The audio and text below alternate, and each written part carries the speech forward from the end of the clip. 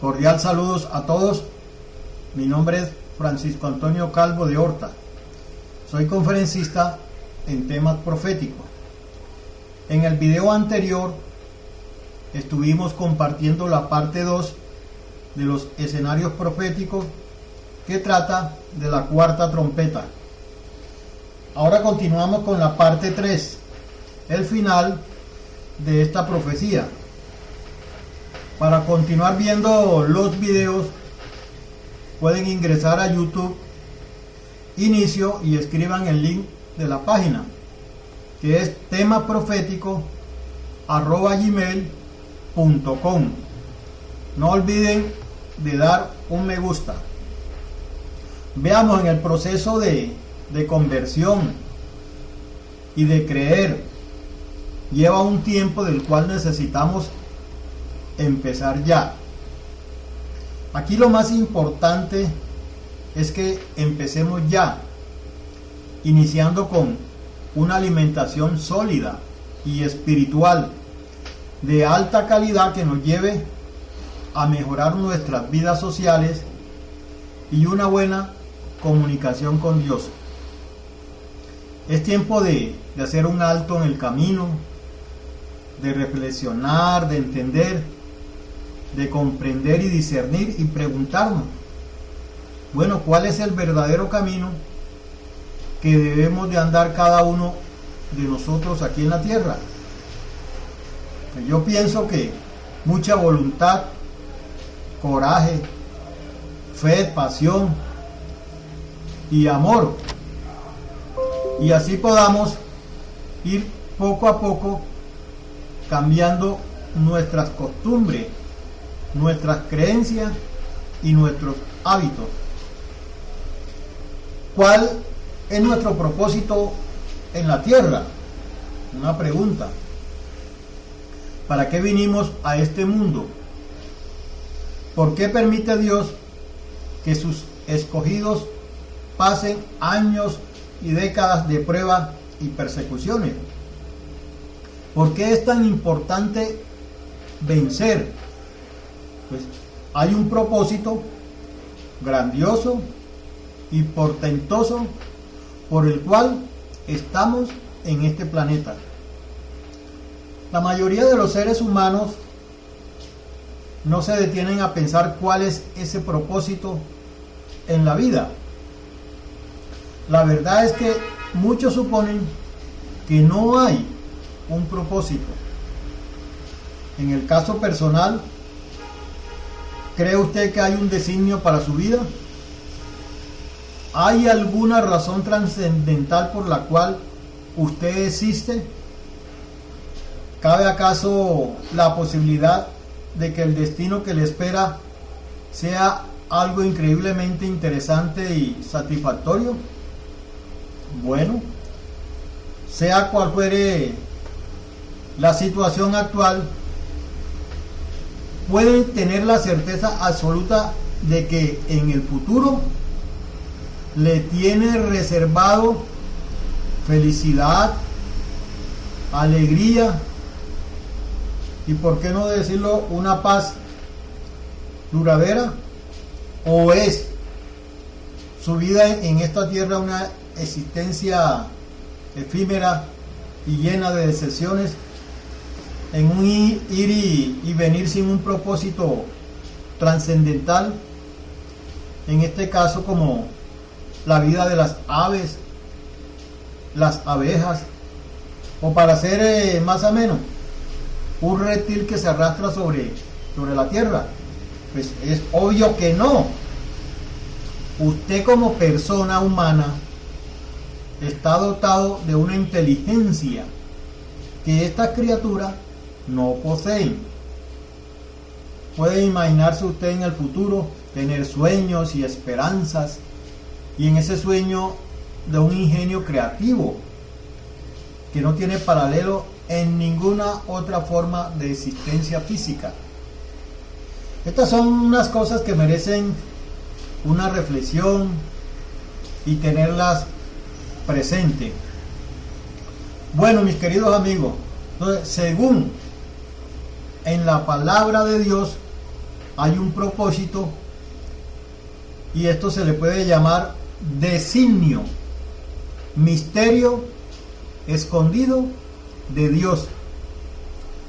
Y en realidad es un misterio aún para la mayoría de los que profesan el cristianismo, de los que conocen, como se dice, la parte importante de la teología, el conocimiento y el discernimiento de esta.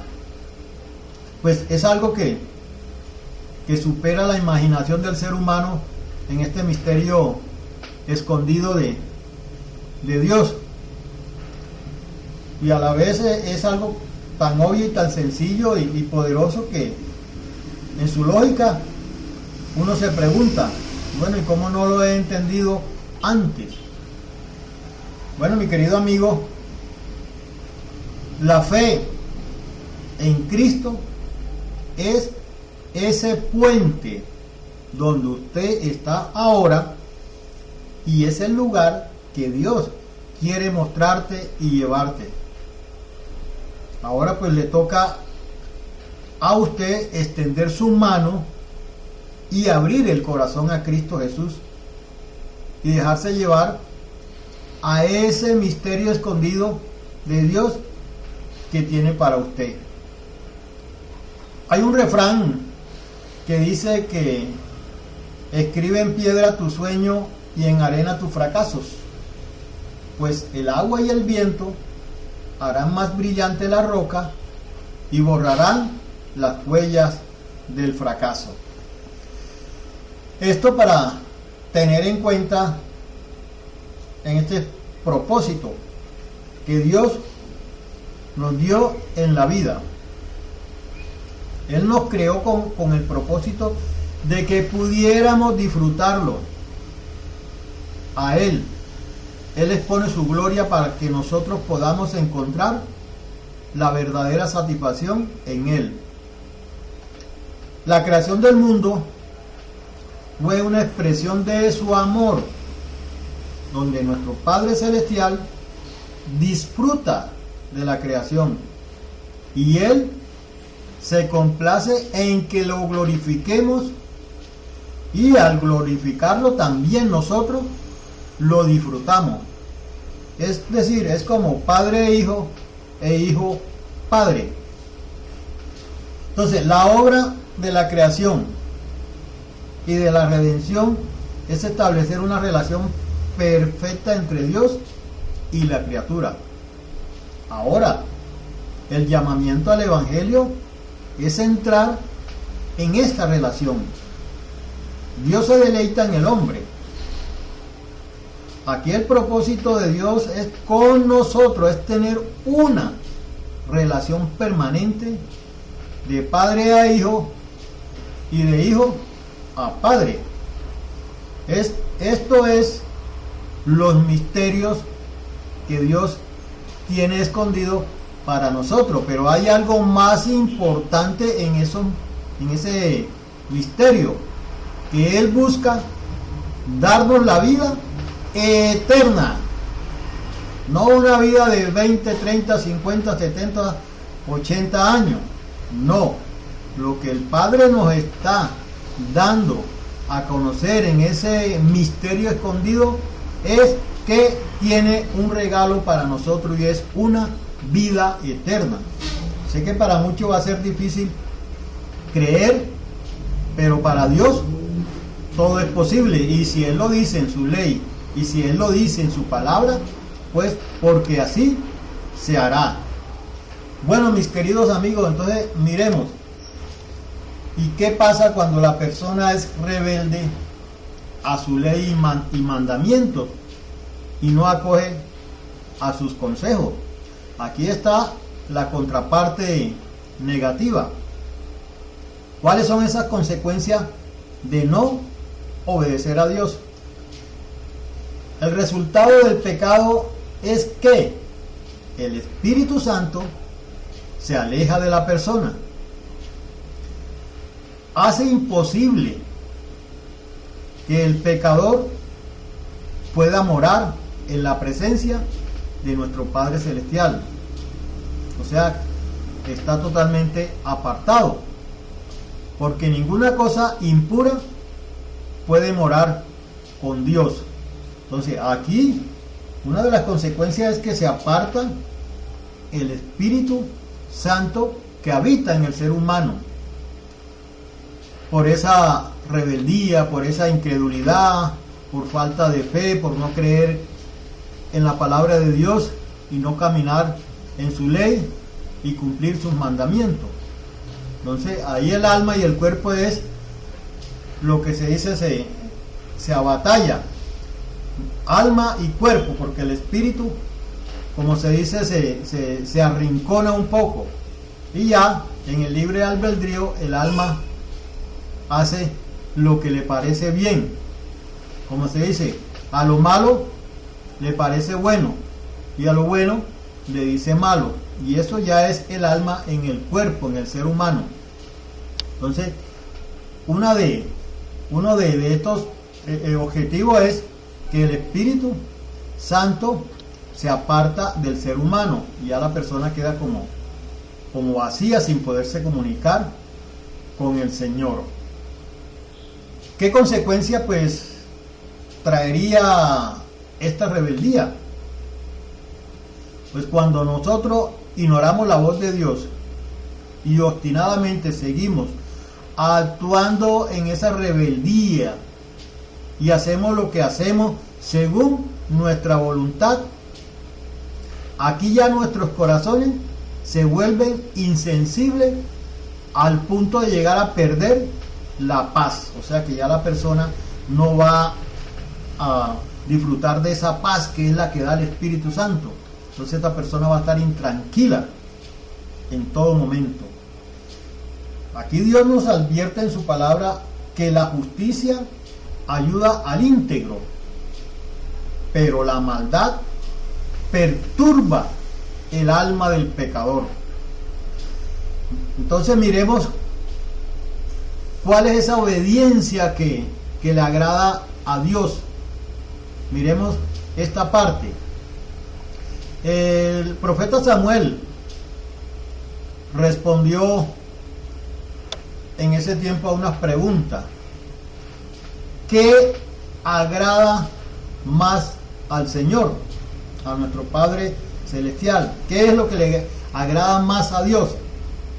Que le ofrezcan holocaustos, sacrificios o algo así por el estilo, o que se obedezca a lo que dice Él.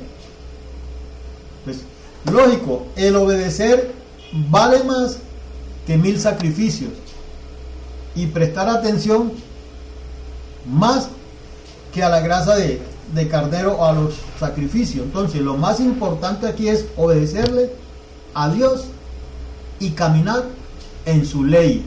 Eso es lo más importante, porque de nada sirve que una persona ofrezca miles y miles de sacrificios buscando la redención o el perdón del pecado, cuando la persona está continuamente, va a estar en pecado.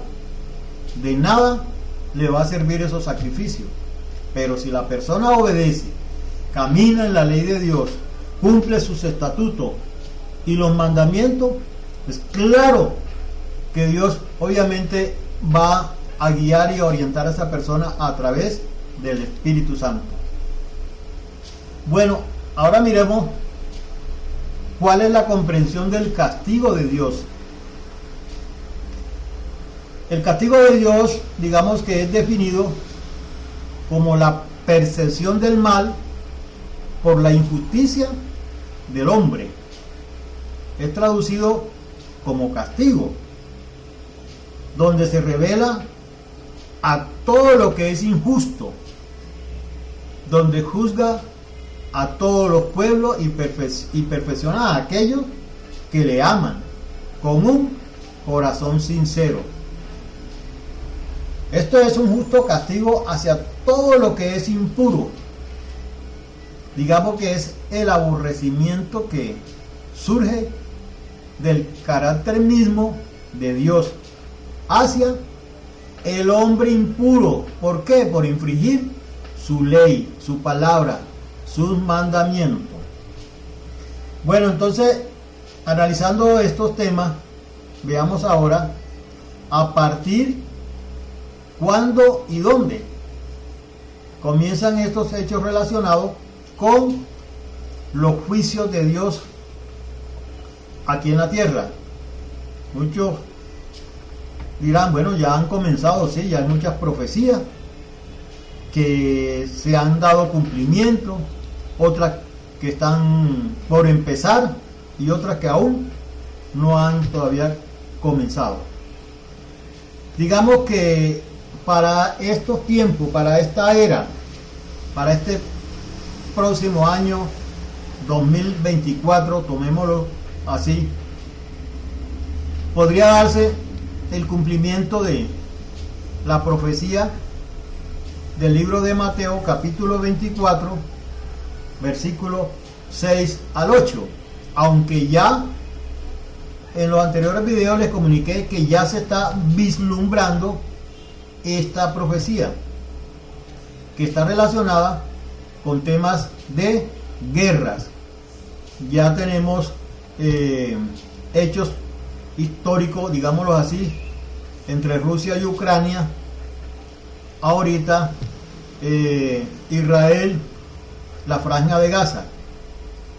Esta profecía está relacionada con Mateo 24, versículos 6 al 8.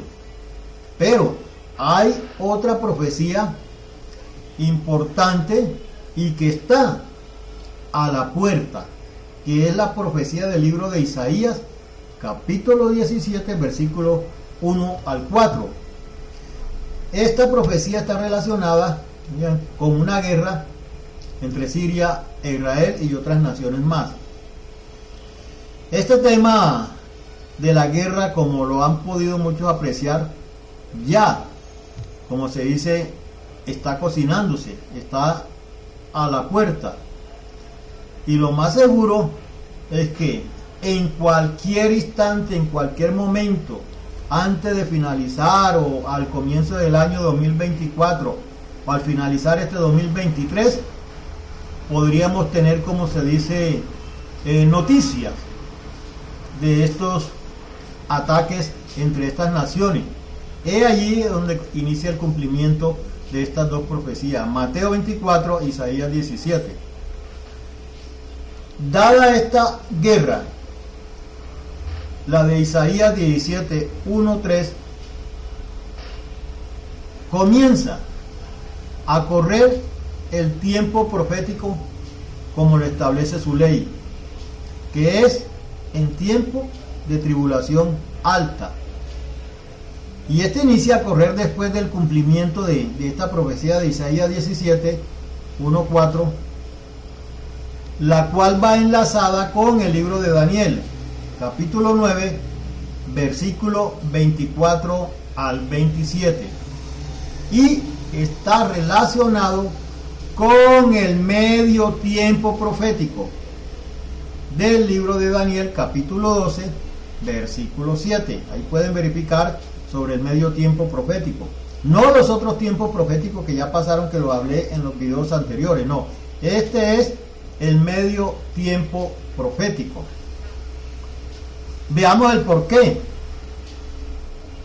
El Estado de Israel desde el año 1948 a este año 2023 ha cumplido 75 años y terminará con los 80 años de independencia como nación soberana a la fecha 18 de mayo del año 2028.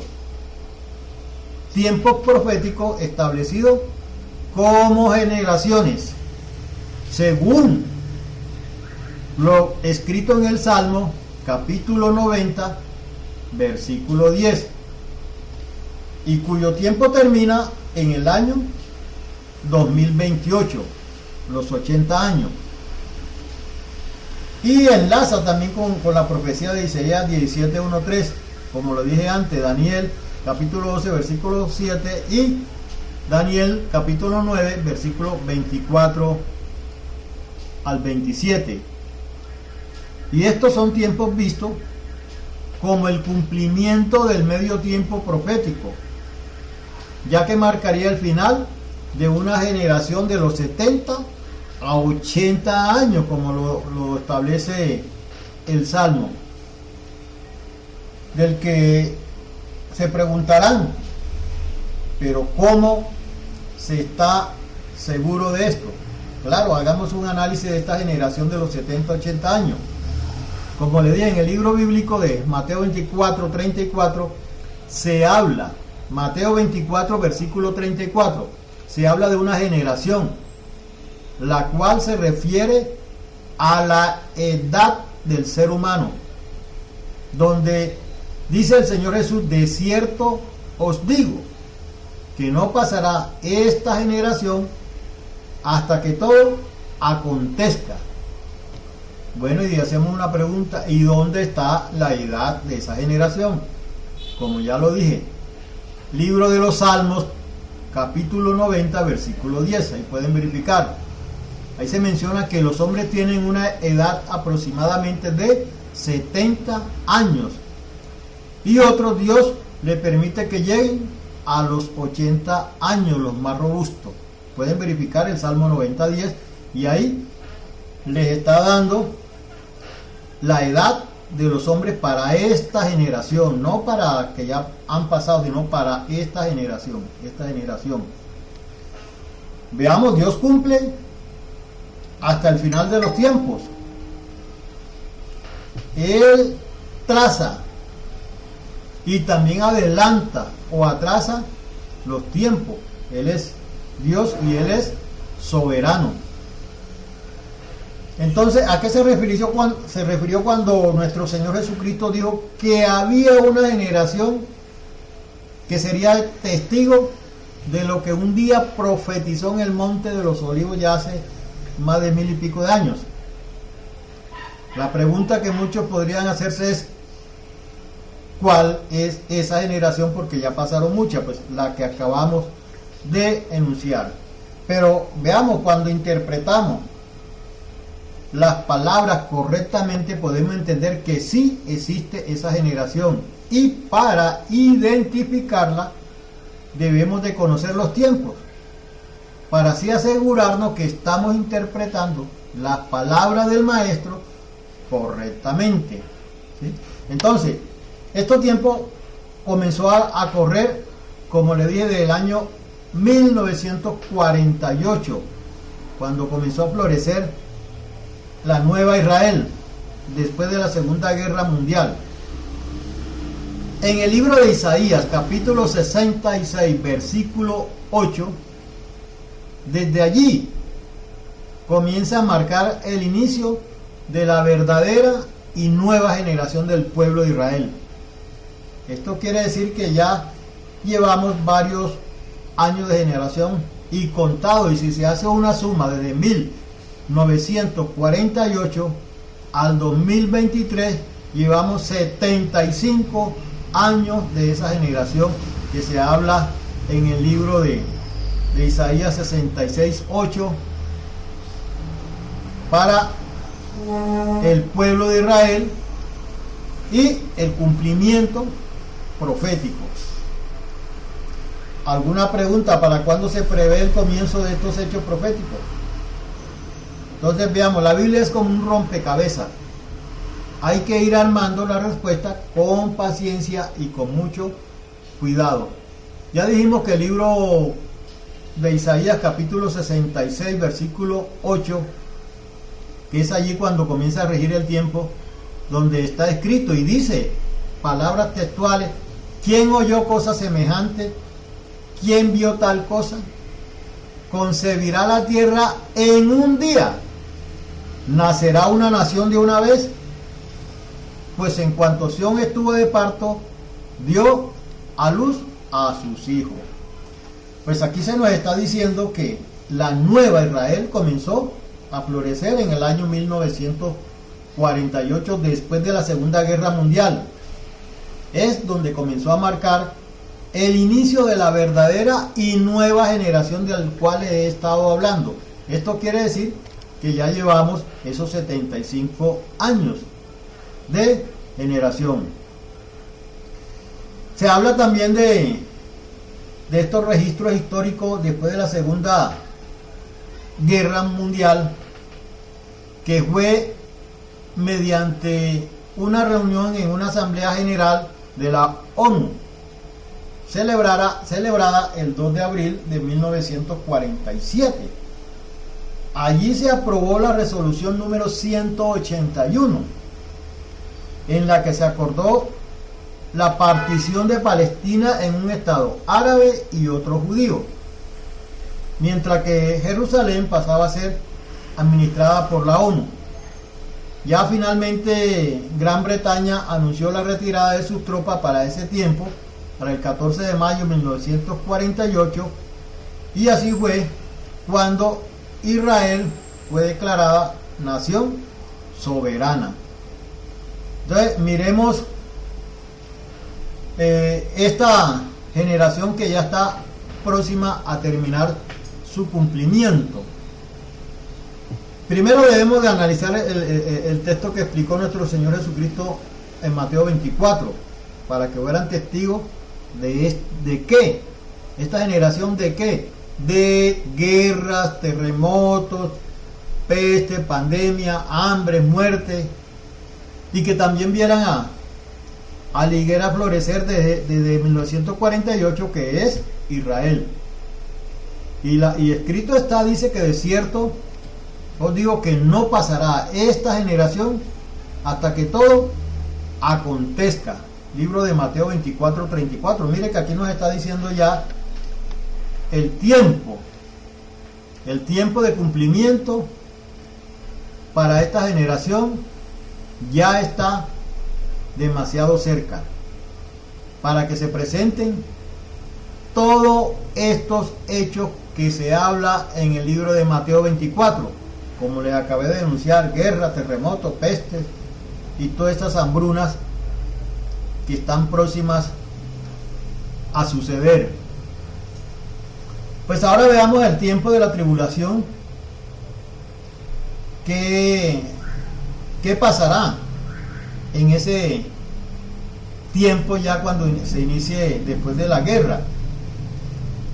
La primera parte que podemos nosotros, como se dice, analizar en estos textos es que tiene que darse la construcción del tercer templo, de tantos años de espera.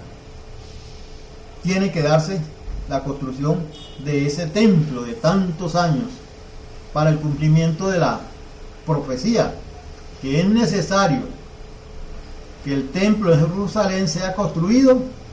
¿Para qué? Para que se dé el cumplimiento de la profanación por el anticristo. Esto posiblemente después de esa guerra de Siria y Israel, que entra en la reconstrucción de los daños causados por la guerra, la nación israelita, posiblemente por ahí de un año, 1 y medio o 2 años, ya esté en marcha, como se dice, la construcción de ese templo. Ahí ya los israelitas, encargados de la construcción de este templo, ya como lo establece el libro de Daniel 9:26, una vez que ya esté construido, esté en marcha y hayan transcurrido unos 2-3 años aproximadamente, pues entrará a ser profanado por el anticristo, como lo dice en la escritura. La Biblia menciona que algunos eventos en los últimos tiempos ocurrirán en el templo de Jerusalén. Ahí podemos mirar el libro de Daniel, capítulo 9, versículo 27. Podemos también mirar Mateo 24, versículo 15, y segunda de Tesalonicenses, capítulo 2, versículo 4. Ahí hablan del anticristo, donde dice que él se opone y se levanta contra todo lo que se llama Dios y es objeto de culto. tanto que se sienta en el templo de Dios, como Dios haciéndose pasar por Dios. Así está registrado en la Escritura. Después que el templo ya lleve 2 años y medio a 3 años, ya comienza ese proceso del anticristo, haciéndose pasar como Dios en el templo. Bueno, mis queridos amigos, tengamos ahora en cuenta estos tiempos apocalípticos y que tenemos que tener mucho cuidado y hacerle seguimiento a estos eventos. En los videos anteriores allí está de una manera cronológica para que los puedan analizar, los puedan estudiar, y están relacionados con todos estos eventos apocalípticos a suceder. Y no hablo de muchos años, esto está cerca.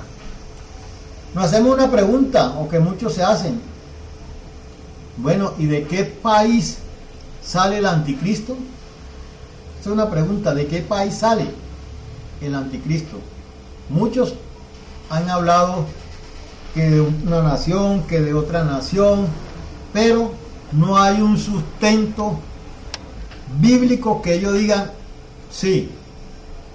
Acá, analizando la escatología bíblica, se pudo establecer en el libro de Apocalipsis, capítulo 2, versículos 12 al 13,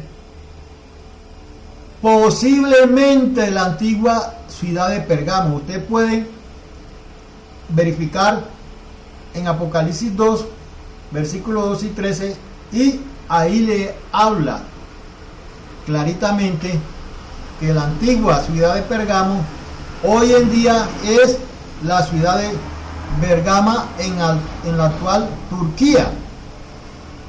En estos 2 versículos habla del trono de Satanás en ese lugar.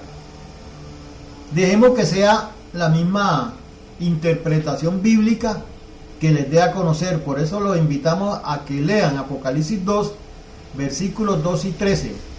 Ahí pueden ustedes verificar este tema profético. Posiblemente sale, porque es que allí dice, allí está el trono de Satanás, en ese lugar. Antigua ciudad de Pergamo. ¿Ven? Ahí en Apocalipsis 2 pueden verificar. Entonces, esta es una ciudad que se halla situada al noreste de Asia Menor, actual Turquía, a 30 kilómetros de la costa del mar Egeo y frente a la isla de Lesbos, en la región llamada Elódida. Entonces, miremos, verifiquemos de lo que nos está diciendo el Señor en su palabra. Ahora, ¿qué acción entraría a realizar el anticristo una vez inicie a correr el tiempo de él? Y esto sería después de 3 años y medio de la restauración de Israel. 3 años y medio, años de 360 días y no 365, como lo establece la palabra de Dios. Dios establece en su palabra que un día de Dios, un día profético de Dios, equivale a 1 año en la tierra. Entonces, estos 3 años y medio que le estoy anunciando equivalen a 1260 días. En el libro de Daniel, capítulo 9, versículo 27, es allí donde está registrado o escrito cuando comienza a correr el tiempo del anticristo. Ustedes pueden verificar en el libro de Daniel, capítulo 9, 27, y es allí que comienza ya a correr el tiempo de él.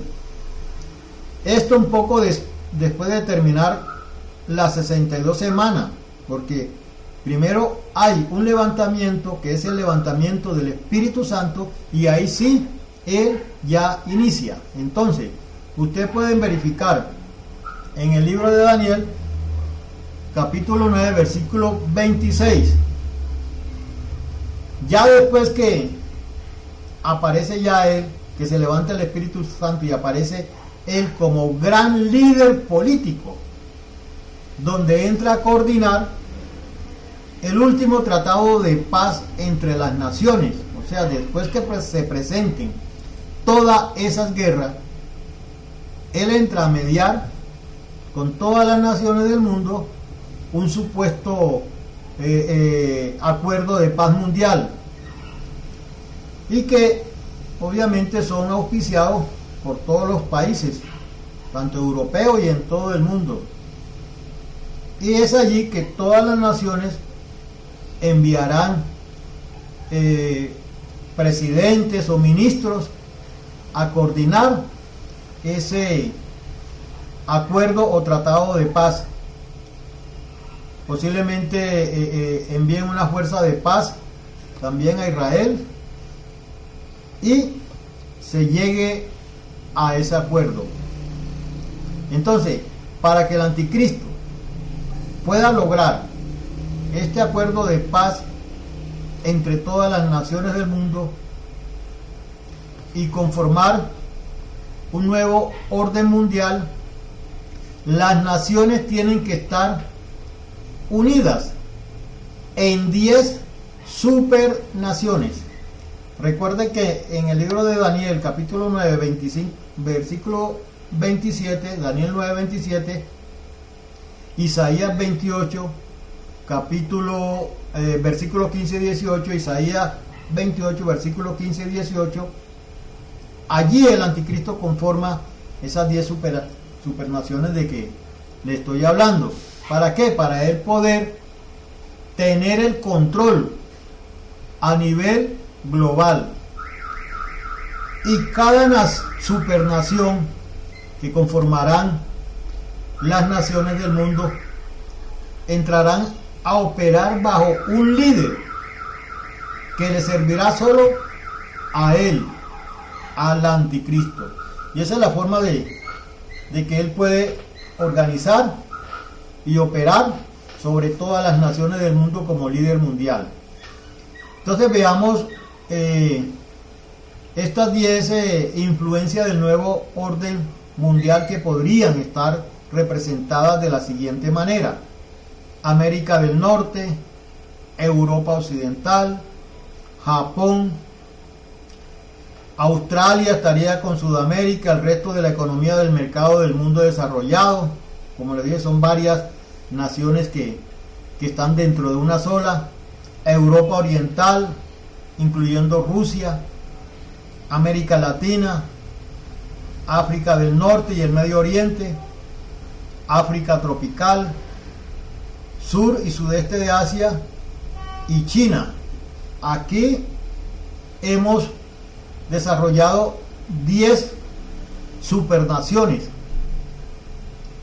para representar al nuevo orden mundial, a todas las naciones del mundo.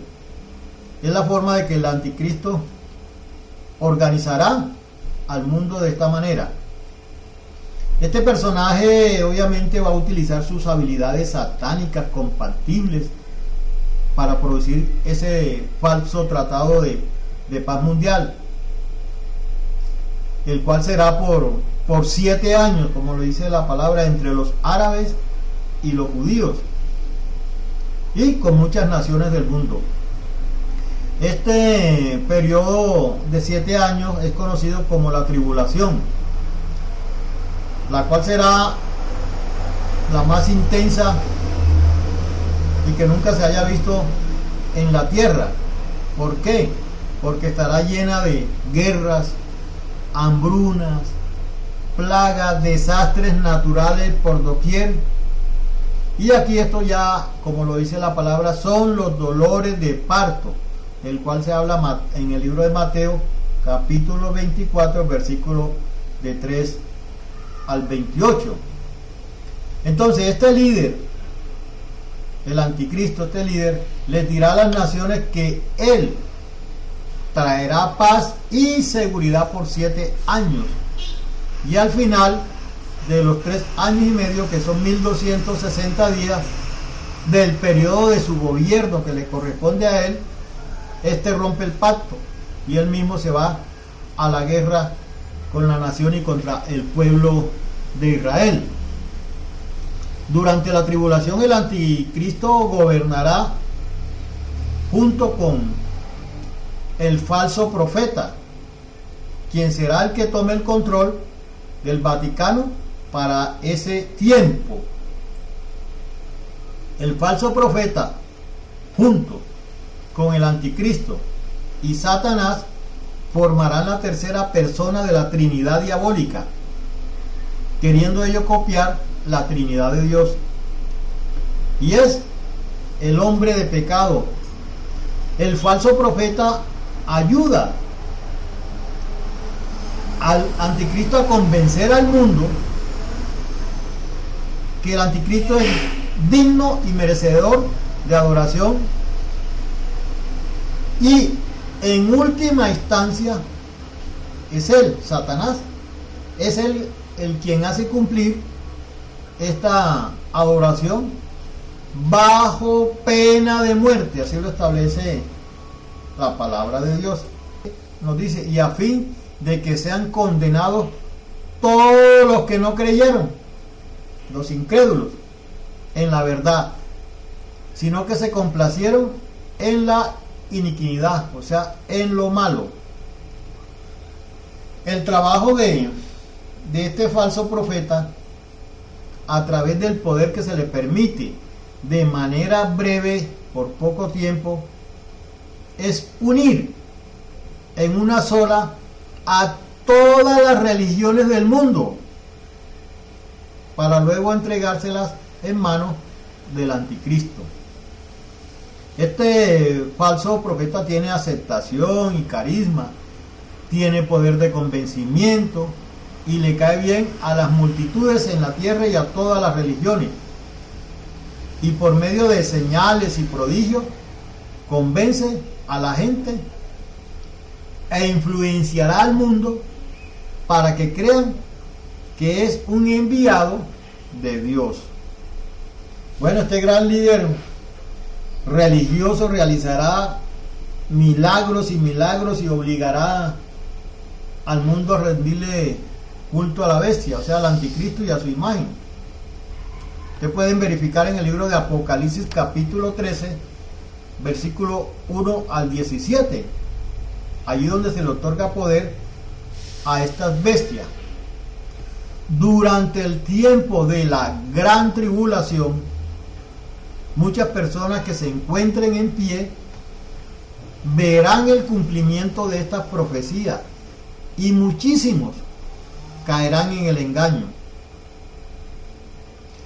Para evitar estos contrastes y confusiones, estamos a tiempo de buscar de la senda de Dios y apartarnos del mal y poder estar firme cuando sea revelado al mundo. Entonces, mis queridos amigos, este es un análisis de finalización del tema de la cuarta trompeta. Ya para cerrar este tema escatológico, doy a conocer un pasaje bíblico que nos lleva a reflexionar en nuestras vidas. Aquí nos enfocamos al libro de Eclesiastés, capítulo 1, versículo 9. Esto nos dice: ¿qué es lo que fue? Un interrogante. ¿Qué es lo que fue? Lo mismo que será. ¿Qué es lo que había sido hecho? Lo mismo que se hará. Y nada hay nuevo debajo del sol. Pues analicemos este contraste. El libro de Eclesiastés fue escrito por el gran rey Salomón, un hombre que tenía literalmente todo.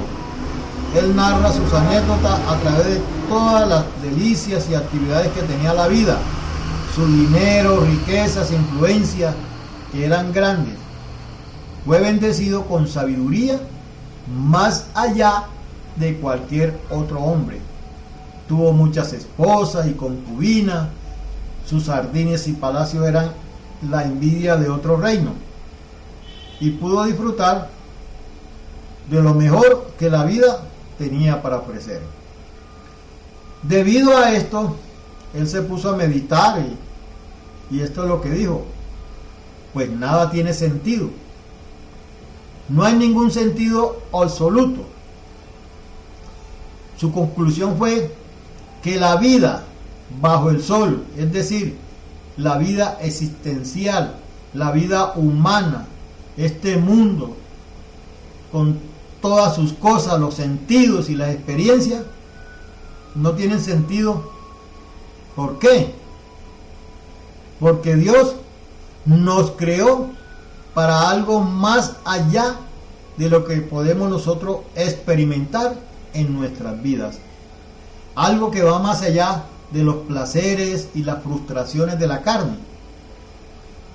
El rey Salomón dijo de Dios: ha puesto eternidad, ha puesto eternidad en el corazón de ellos.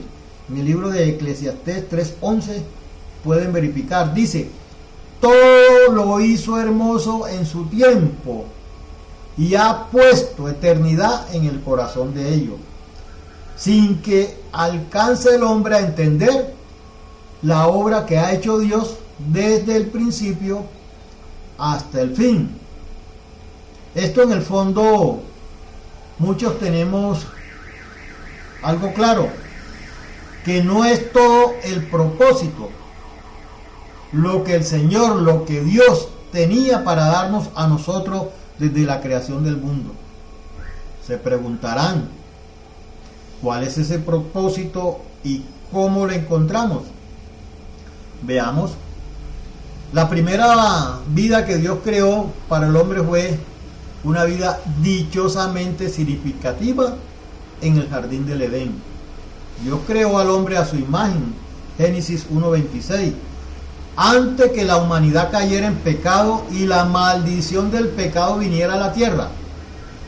Las relaciones del hombre eran perfectas y satisfactorias. Génesis capítulo 2, versículo 18 al 25. El hombre disfrutaba de su trabajo. Génesis capítulo 2, versículo 15. Y lo más importante, la comunión entre Dios y el hombre era interrumpida y pacífica. Génesis 3, versículo 8. Y el hombre básicamente gobernaba el planeta sin resistencia del mal, decadencia, problema o desastre. El hombre dominaba. Génesis 1:26. Aquí la intención de Dios era que cada una de estas cosas nos bendijera y satisfaciera, pero como resultado de la caída de la humanidad en pecado por la desobediencia, todas, especialmente la comunión que había entre el hombre y Dios, fueron maldecidas y se volvieron inútiles. Pueden verificar ahí en el libro de Romanos capítulo 8, versículo 20. Y debido a esta desobediencia del primer hombre, entró el pecado a la humanidad. Por eso, en su palabra registrada en Apocalipsis revela el fin de todas las cosas. Dios destruirá esta creación caída presente y hará un nuevo cielo y una nueva tierra, restaurando al hombre y al resto de la creación para una vida perfecta, plena y de compañerismo con Él mismo. Los no redimidos, aquellos que no han confiado en el Señor Jesucristo, serán juzgados y arrojados al lago de fuego y azufre, como lo establece su palabra en Apocalipsis 20, versículo 11 al 15. Para aquellos que pertenecen a Cristo ya no habrá más pecado, ni aflicción, ni enfermedad, muerte o dolor. Apocalipsis 21:4. Dios morará con el hombre y tendrá una relación cercana con él, como fue desde el principio. Apocalipsis 21:7. Pues aquí vemos el significado de la vida, ¿no? El plan de Dios perfecto Dios nos creó para tener una comunicación con Él. Pero cuando el hombre pecó, ahí se rompió todo.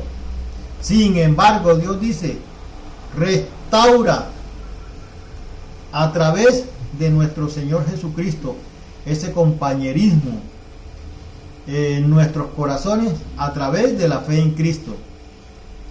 Y luego finalmente y plenamente hace que todas las cosas sean nuevas. Vida eterna y las cosas nuevas. Aquí Él nos está diciendo que Él proveerá un camino para que tengamos seguridad eterna y felicidad. Y también una vida significativa aquí en la tierra, porque con el gobierno de Cristo nuevamente se va a repoblar el planeta con el nuevo gobierno de mi Señor Jesucristo. Solo hay una manera de restaurar y reparar el quebrantamiento y el vacío que la caída del hombre en el pecado ha causado en el corazón de la humanidad y en la vida del mismo hombre. Esa manera es nuestro Señor Jesucristo. Libro de Juan, capítulo 14, versículo 6. Una relación restaurada con Dios. Y solo es posible a través de ¿qué? De su Hijo Jesucristo. Libro de los Hechos 4:12, Juan capítulo 1, versículo 12, capítulo 14 y versículo 6 del libro de Juan. Podemos tener una vida eterna cuando ya no deseamos continuar en el pecado. Buscamos ese arrepentimiento y creer en la obra expiatoria de Cristo en la cruz. Libro de los Hechos 10:10. Entonces, mis queridos amigos, Dios es perfecto, es infinito y solo puede agradarse con el sacrificio de un ser perfecto e infinito. Por eso vino Cristo, para salvarnos de nuestra situación en que nos encontrábamos de manera desesperada, porque la humanidad, el hombre por sí solo no lo iba a hacer. Entonces, por eso vino nuestro Señor Jesucristo dando su vida por todos nosotros.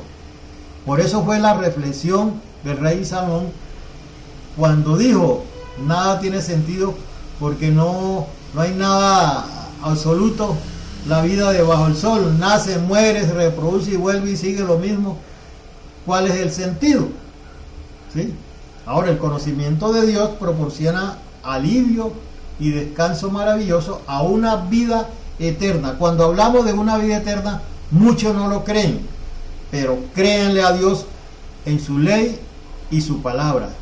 Y nuestro Señor Jesucristo ha abierto esa puerta a ese descanso con su sangre que derramó por todos nosotros. Bueno, la reflexión es que cuando nosotros elegimos vivir una vida fuera de la fe en Dios, tenemos que admitir que, en efecto, todo parece carecer de sentido cuando estamos fuera de la fe, cuando estamos fuera de Dios. Y como lo dijo el rey Salomón, ¿de qué tiene sentido nacer, tener riquezas, expandirse y luego morir?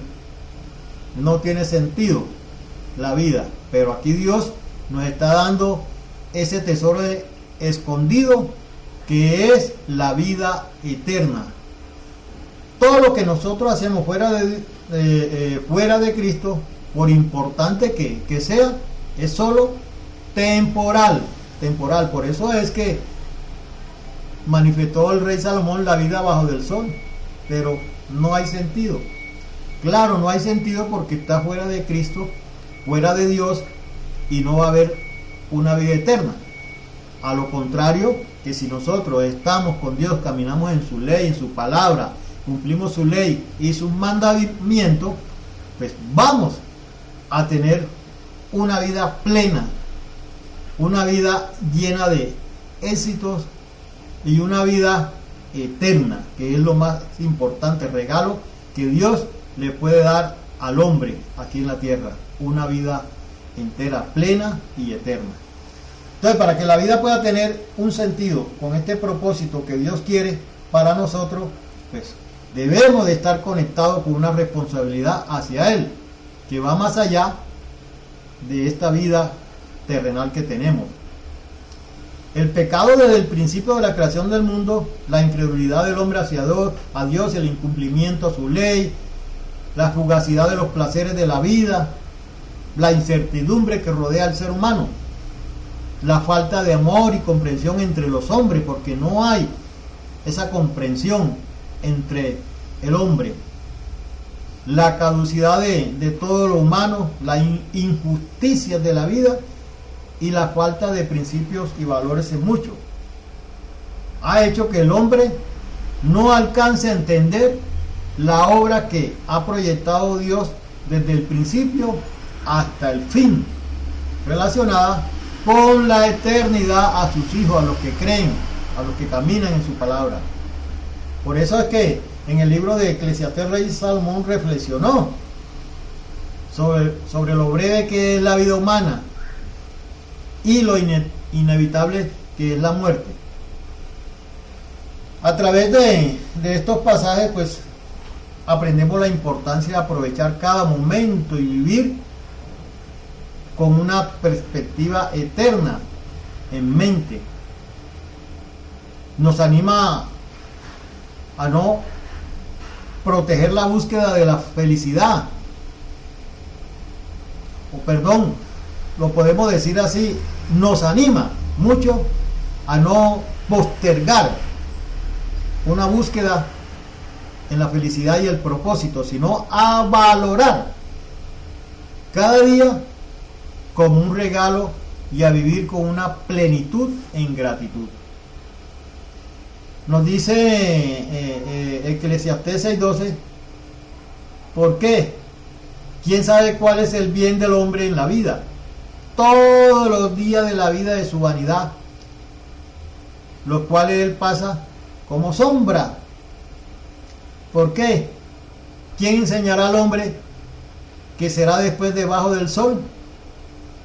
Aquí el libro de Eclesiastés nos destaca la importancia de la sabiduría y el conocimiento de la vida.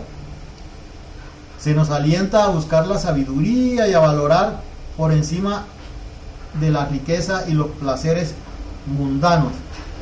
Bueno, aprendemos la sabiduría que nos guía hacia una vida significativa y nos ayuda a discernir entre lo temporal y lo que es eterno.